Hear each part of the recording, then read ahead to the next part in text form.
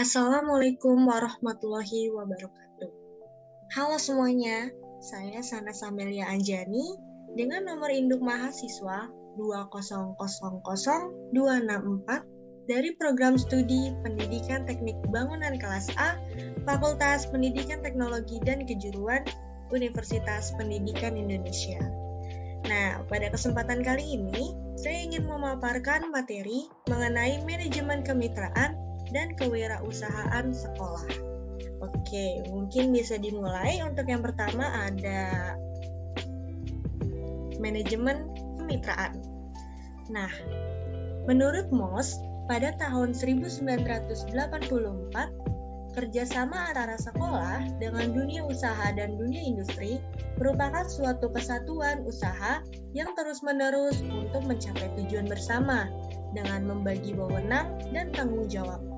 Nah, kerjasama ini bukan karena hanya sekedar sebagai pendukung, tetapi kerjasama dalam arti kemitraan yang sejajar atau partnership.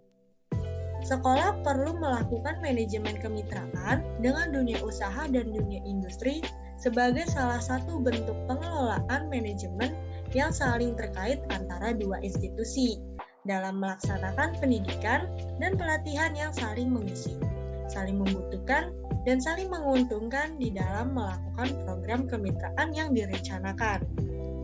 Nah, manajemen kerjasama atau kemitraan di sebuah sekolah dapat diartikan sebagai sebuah proses yang khas dan terdiri dari tindakan-tindakan yang melibatkan fungsi-fungsi manajemen seperti perencanaan atau planning, pengorganisasian atau organizing, pelaksanaan atau actuating, dan yang terakhir ada evaluasi atau pengendalian atau controlling yang dilakukan untuk mengatur suatu hubungan antara lembaga pendidikan dan dunia usaha dan dunia industri.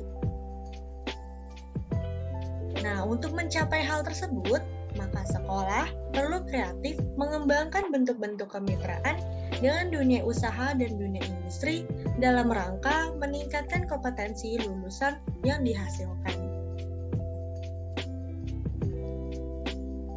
Selanjutnya, adanya hubungan antara sekolah dengan dunia usaha dan dunia industri ini akan menghasilkan suatu jalinan kemitraan yang dapat dilakukan untuk memperoleh masukan atau keuntungan bagi kedua belah pihak. Contohnya, pada pihak sekolah dapat meningkatkan kualitas lulusan yang siap didik untuk memasuki dunia industri maupun dunia usaha. Nah, kemitraan antara sekolah dengan dunia usaha dan dunia industri ini merupakan wujud kesejahteraan bagi kedua belah pihak, yakni meningkatkan mutu bagi dunia usaha dan juga meningkatkan kompetensi siswa yang terserap dalam dunia industri. Nah, selanjutnya ada tujuan kemitraan sekolah. Nah, tujuan kemitraan sekolah ini memuat 5 poin. Yang pertama, membantu sekolah melaksanakan tugas pendidikan. Yang kedua, memperkaya pengalaman belajar. Yang ketiga, memberikan manfaat dari kegiatan belajar sesuai dengan konteks kegiatan sehari-hari. Yang keempat, meningkatkan berkembangnya kemandirian, kreativitas, sikap toleransi, dan keterbukaan dalam belajar. Dan yang terakhir, yang kelima, meningkatkan makna kegiatan belajar siswa bagi perubahan kehidupan.